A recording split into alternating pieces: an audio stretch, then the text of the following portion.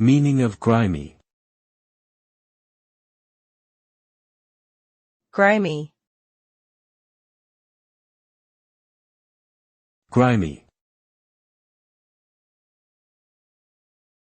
Grimy. Grimy. Grimy refers to something that is dirty or covered in grime, which is a thick layer of dirt or soot. It can describe a surface, object, or a person who appears unclean. The word has a negative connotation and implies a lack of cleanliness or hygiene. Grimy surfaces can be unsightly and potentially hazardous to health, while people who are grimy may give off an unpleasant odor. Regular cleaning is essential to prevent the buildup of grime and maintain a clean and healthy environment.